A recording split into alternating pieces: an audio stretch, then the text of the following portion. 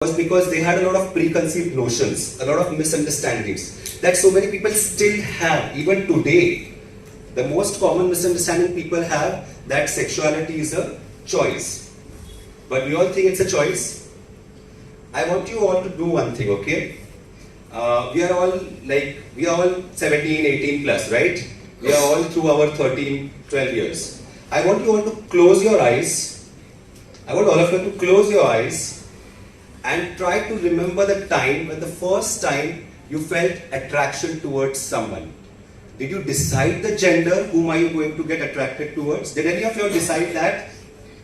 Did you choose that today one fine morning you got up and said, I am going to get attracted towards girls? And somebody said, I am going to get attracted towards boys. Did you all decide that? Yes, no? Can I have a loud answer here? No. No, right? So we also don't choose our sexuality. Sexuality is not a choice. Some people think it's a mental illness or it's a disease. But World Health Organization, Indian Psychiatric Association, and now Honorable Supreme Court of India, all of them have categorically told that alternate sexuality, alternate gender identities are not an illness or a disease. They are not something that someone chooses, and that is not something that one can change.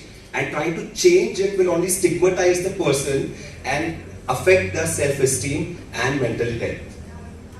Some people think it's against our culture, it's against our history.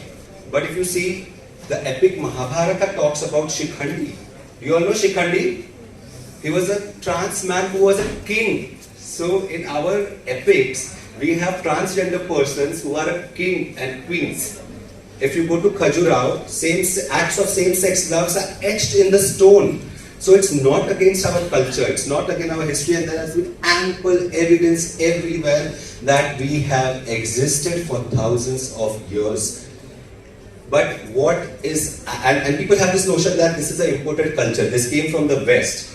But not homosexuality or not transgenderism, but homophobia, which is the fear against, unreasonable fear against the homosexual, is what the Britishers bought when they bought the IPC 377, which criminalized sexual acts that did not lead to procreation. And it was not just a law that affected the homosexuals or the bisexual, it affected everybody in general. Even a relationship in which a man and a woman where they would not procreate, that was a crime.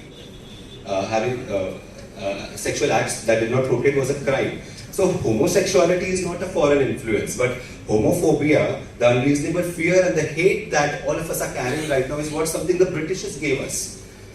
So Honorable Supreme Court of India on 6 September 2018 read down this Indian Penal Code 377 and told that homosexuals are not criminals, and to consenting adults, what they do into the privacy of their home or their rooms, whether they are man, woman, is none of our business, and they have every right to do whatever they want to.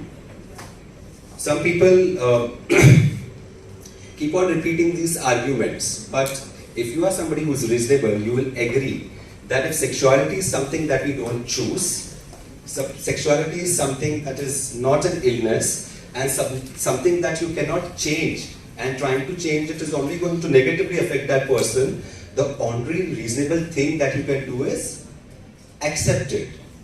Over the period of